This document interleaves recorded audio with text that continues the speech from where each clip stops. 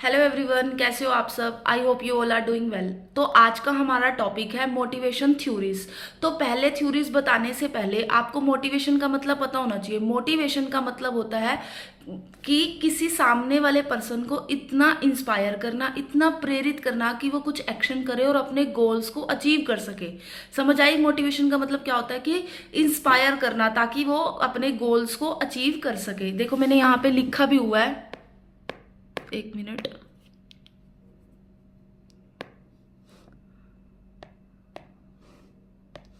देखो मोटिवेशन क्या है, एक प्रोसेस है स्टिमुलेट करना, किसी पर्सन को इतना प्रेरित करना कि वो अपने एक्शन करे और अपने गोल्स को अचीव कर सके, टू अकम्प्लिश डिजायर्ड गोल।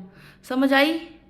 देखो अब कहते हैं कि जो मोटिवेशन होता है वो लैटिन वर्ड मूवियर से लिया गया है, जिसका मतलब है मूव। मतलब ये देखो मैंने यहाँ लिखा हुआ है, motivation is derive from Latin word movere which means to move.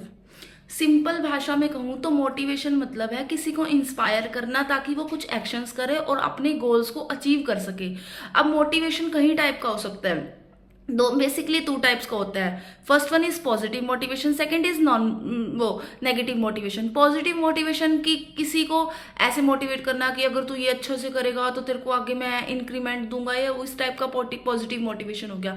Negative किसी को क्रिटिसाइज करना कि तू ये नहीं कर सकता, तू वो नहीं कर सकता, जिस वजह से वो अपने आप में थोड़ा उसको सोचे और फिर कुछ एक्शंस करे ताकि अपने गोल्स को अचीव कर सके। ये मोटिवेशन होता है। अब बात आती है मोटिवेशन थ्योरीज की। मोटिवेशन थ्योरीज देखो, एक सेकेंड। मोटिवेशन थ्योरीज, इस basically there are two types of theories. देखो two types of theories of motivation, two types of theories of motivation. First one is content theories, second is process theory. Content theory और process theory. Content theory focus करता है focus on what की क्या, और process theory focus करती है how की कैसे। अब बात आती है कंटेंट थ्योरी की। कंटेंट थ्योरी में बेसिकली चार टाइप्स की थ्योरीज होती है। First one is Abraham Maslow need hierarchy theory. देखो लिखा हुआ मैंने, Maslow hierarchy need theory first. Herzberg motivator theory third है। मकलैंड की नीड थ्योरी फोर्थ है। अल्डफर की ईआरजी थ्योरी। सेम ऐसे ही प्रोसेस थ्योरीज के पार्ट है। प्रोसेस थ्योरी में फर्स्ट आती है एडम स्मिथ की इक्विटी थ्योरी, विक्टर ब्रूम की expectancy theory, goal setting theory, and fourth one is reinforcement theory. ये सारी की सारी हमारी मोटिवेशंस की थ्योरी होती है। मतलब basically motivation theory two types में डिवाइड होती है। First one is content theory, second is process theory. Content focus करता है व्हाट पे एंड प्रोसेस फोकस करता है हाउ। अब फिर मैंने बताया कि कंटेंट थ्योरी में चार टाइप्स की होती है, Maslow hierarchy need theory, Herzberg motivator theory, McClelland की थ्री नीड थ्योरी, फिर एल्डफर की ईआरजी थ्योरी। सेम ऐसे ही प्रोसेस थ्योरी में एडम्स की इक्विटी थ्योरी, विक्टर ब्रूम की एक्सपेक्टेंसी थ्योरी, रेनफोर्समेंट थ्योरी और गोल सेटिंग थ्योरी। अब हम बात करते हैं, आज टॉपिक है जो हमारा कंटेंट थ्योरीज पे। फर्स्ट वन आती है, देखो कंटेंट थ्योरी, एक सेकेंड। कंटेंट थ्योरीज, इसमें सबसे पहले आती है मास्लो की नीड हायरार्की थ्योरी। मास्लो की नीड हायरार्की थ्योरी सबसे ही अर्लीस्ट और सबसे ज्यादा फेमस थ्योरी ऑफ मोटिवेशन है। देखो लिखा हुआ है मैंने, this is the earliest and most widely known theory of motivation. समझ गए क्या है? अब कहते हैं कि it was developed by Abraham Maslow in 1943। देखो यहां मैंने लिखा हुआ है कि it was developed by Abraham Maslow in 1943। अब ये थ्योरी क्या कहती है, यहाँ पे देखो ये थ्योरी बेसिकली हायरार्की पे बेस्ड होती है कि जो हमारी नीड्स होती हैं वो स्टेप बाय स्टेप फॉलो होती हैं। कि अगर एक नीड स्टेप पहले फॉलो होगा, फिर दूसरे पे जाएंगे, फिर दूसरे से तीसरे पे, फिर तीसरे से चौथे पे, चौथे पे पांचवे पे, एक टाइम पे एक ही नीड को सेटिस्फाई किया जाता है इस थ्योरी के अंदर। देखो यहां लिखा ही हुआ है मैंने, एक सेकेंड, कि according to him there seems to be an hierarchy. देखो मैंने हायरार्की बोला था ना कि एक step by, in which human needs are arranged as in figure. देखो जैसे मैंने नीचे फिगर बना रखा है, इसमें बना देखो सबसे पहले ये ऊपर से नहीं नीचे से स्टार्ट होता है। देखो सबसे पहले है हमारी फिजियोलॉजिकल नीड्स, एक सेकेंड,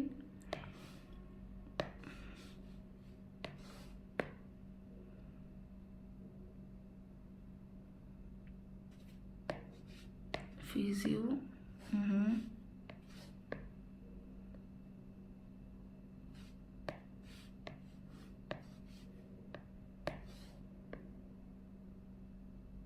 अब आ जाओ।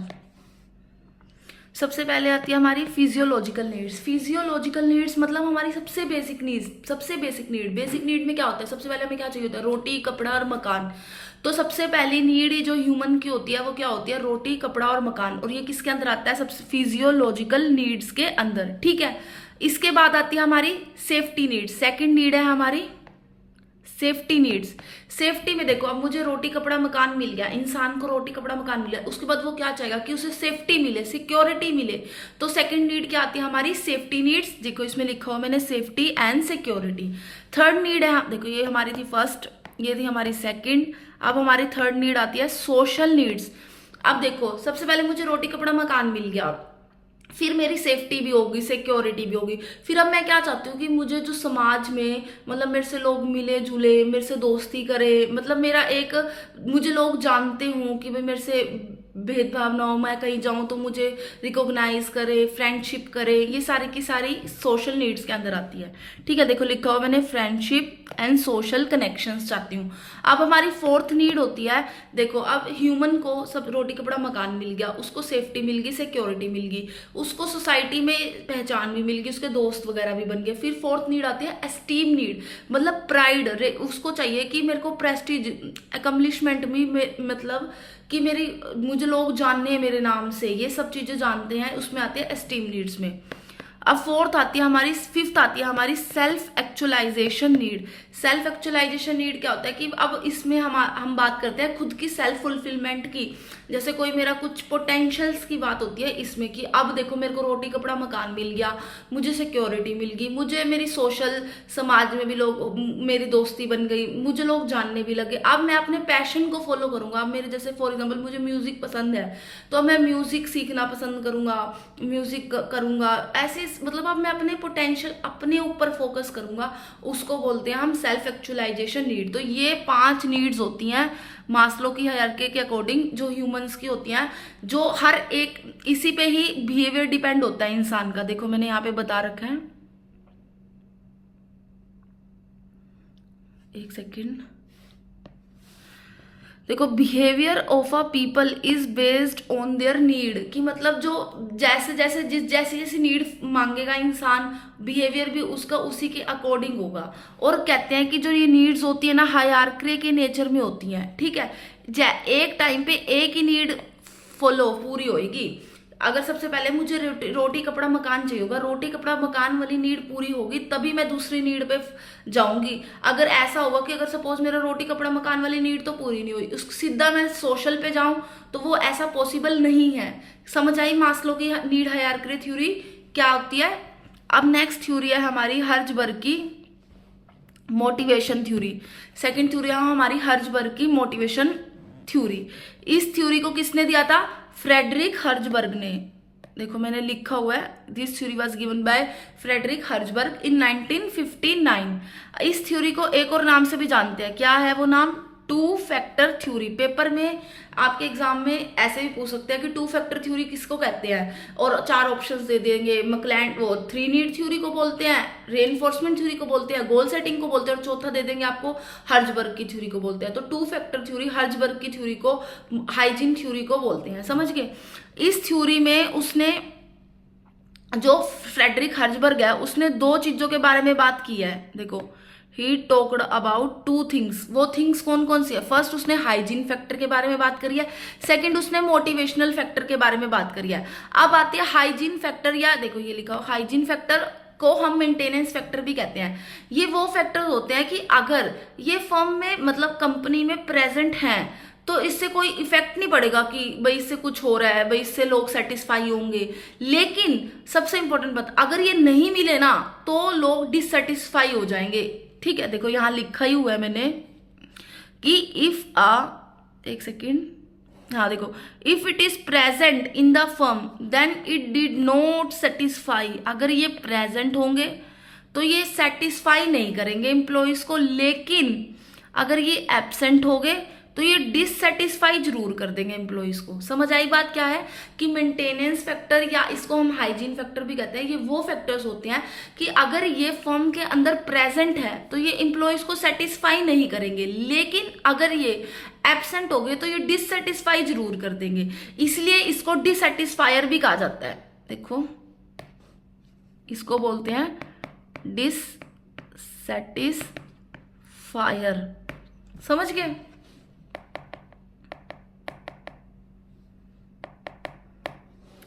अब आते हैं कि जो ये मेंटेनेंस फैक्टर्स की बात कर रहे हैं हम, कि ये मेंटेनेंस फैक्टर कौन कौन से होते हैं। देखो ये फैक्टर्स मैंने बता रखा है। सबसे पहला होता है company policy and administration, company की पॉलिसी क्या है।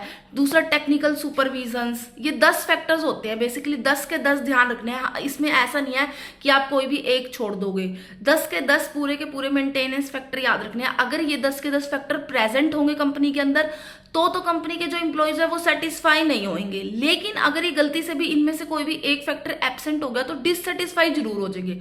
सबसे पहले हमने पढ़ा था इसमें से कंपनी पॉलिसी क्या है, फिर टेक्निकल सुपरविजन, फिर इंटरपर्सनल रिलेशनशिप विद सुपीरियर्स, हमारे सुपीरियर्स के साथ क्या रिलेशनशिप है, हमारे पीयर्स के साथ क्या रिलेशनशिप है, हमारे सबॉर्डिनेट के साथ क्या रिलेशनशिप है। देखो interpersonal relationship with superior, interpersonal relationship with peers, interpersonal relationship with subordinate. सबसे इंपॉर्टेंट सैलरी। देखो सैलरी तो सारे कहते हैं, जॉब सिक्योरिटी कितनी मिल रही है मुझे। उसके बाद आता है हमारा कि हमारी पर्सनल लाइफ पे क्या इफेक्ट पड़ रहा है, वर्किंग कंडीशंस कैसी मिल रही है, भाई मुझे अच्छा वर्किंग एनवायरनमेंट मिल रहा है नहीं मिल रहा। अगला आता है स्टेटस, मुझे जॉब करने से स्टेटस मिल रहा है या नहीं मिल रहा है। ये सारे वो फैक्टर्स हैं जो मेंटेनेंस और हाइजीन के अंदर आते हैं। अब नेक्स्ट आता है हमारा मोटिवेशनल फैक्टर्स। मोटिवेशनल फैक्टर्स देखो कह रहे हैं कि अगर ये फैक्टर्स इंक्रीज होंगे, मतलब प्रेजेंस होगी इनकी, तो ये एम्प्लॉयज को बहुत सेटिस्फाई करेंगे उनको। अगर लेकिन ये एब्सेंट भी हुए तो ऐसा नहीं है कि हमारे जो एम्प्लॉयज है वो डिससेटिस्फाई हो जाएंगे। देखो लिखा हो मैंने कि an increase in this factor will strongly satisfy the employees, कि अगर ये इंक्रीज, अगर इनकी प्रेजेंस होगी तो ये हमारे एम्प्लॉय को सेटिस्फाई करेंगे, लेकिन अगर डिक्रीज भी है तो ये will not affect their level of satisfaction, कि ये नहीं है कि अगर ये एब्सेंट है तो हमारे एम्प्लॉयज की जो सेटिस्फेक्शन लेवल को डिक्रीज कर देंगे। ठीक है, अब ये कौन कौन से फैक्टर्स हैं ये देखो लिखे हुए। अचीवमेंट की अचीवमेंट फैक्टर है, रिकॉग्नाइजेशन की उसे रिकॉग्नाइज कर रहे हैं नहीं कर रहे, advancement, work it self, possibility of growth के चांसेस है या नहीं है, और रिस्पॉन्सिबिलिटी क्या क्या मिल रहे हैं। ये सारे फैक्टर्स हमारे हर्जबर्ग की थ्योरी होती है। अब हर्जबर्ग समझ आ गया क्या होता है कि हर्जबर्ग, फ्रेडरिक हर्जबर्ग ने दिया था, इसको 2 फैक्टर थ्योरी भी बोलते हैं, और इसमें 2 फैक्टर्स की उसने बात करी थी। उसने ये कहा था कि अगर ये फैक्टर्स मेंटेनेंस फैक्टर अगर एब्सेंट है तो ये डिससेटिस्फाई करेंगे, लेकिन अगर ये प्रेजेंट है तो ऐसा नहीं है कि सेटिस्फाई करेंगे। और मोटिवेशन फैक्टर क्या होते हैं कि वो फैक्टर्स जो जिसके होने से हमारे एम्प्लॉयज स्ट्रांगली मतलब सेटिस्फाई हो जाएंगे, लेकिन अगर ये नहीं हुए तो ऐसा नहीं है कि जो सेटिस्फेक्शन होगा वो कम हो जाएगा या कुछ भी हो जाएगा। ठीक है, उसके बाद हमारी थर्ड थ्योरी आती है मकलैंड की 3 नीड थ्योरी। ये इसको हम दूसरा नाम क्या है 3 नीड, देखो इसका दूसरा नाम क्या है 3 नीड थ्योरी। किसने दी थी? मकलैंड ने। समझ गए? मकलैंड की 3 नीड थ्योरी का दूसरा नाम क्या है 3 नीड थ्योरी। किसने दी थी? मकलैंड ने दी थी। इसके अंदर 3 पार्ट्स आते हैं। सबसे पहले need for power, second need for affiliation, third need for achievement. Need for power, need for power में क्या आता है कि पावर मिली हो या हाई पावर है मेरे पास, कि मैं किसी चीज को कंट्रोल कर सकती हूँ, किसी चीज को इन्फ्लुएंस कर सकती हूँ, ये सारे के सारे आते हैं नीड फॉर पावर में।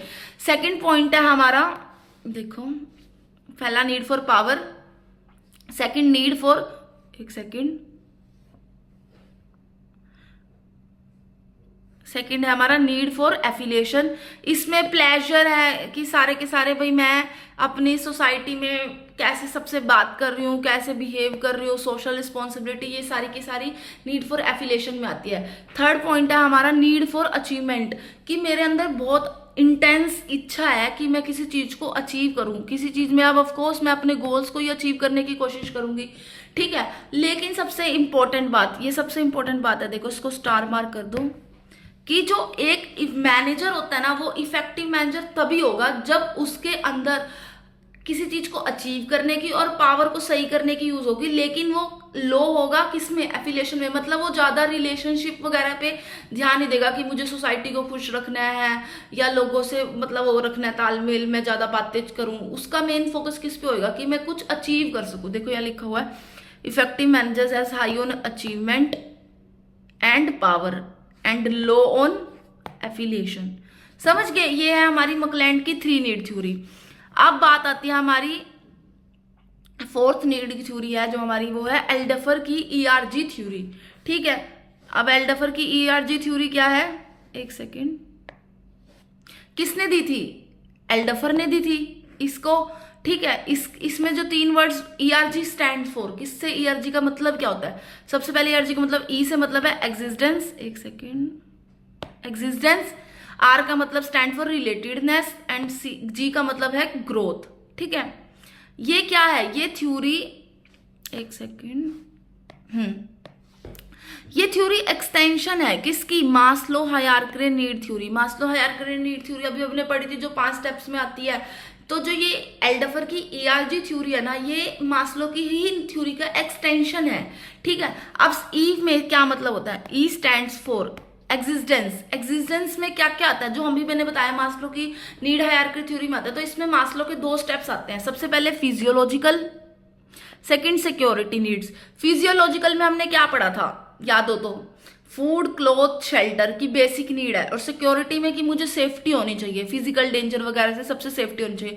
तो पहली दोनों नीड्स जो आती हैं वो एग्जिस्टेंस, मास्लो की जो पहली 2 नीड्स हैं वो एग्जिस्टेंस में आती है। फिर आता है रिलेटेडनेस। रिलेटेडनेस में अब अगली 2 सोशल नीड आती है मास्लो की, और half self esteem need cover होती है रिलेटेडनेस में। ठीक है, उसके बाद थर्ड पॉइंट आता है हमारा ग्रोथ। ग्रोथ में जो हाफ सेल्फ एस्टीम हमने रिलेटेडनेस में ली थी, अब जो बची हुई हाफ है वो ग्रोथ में आएगी। देखो हाफ सेल्फ एस्टीम।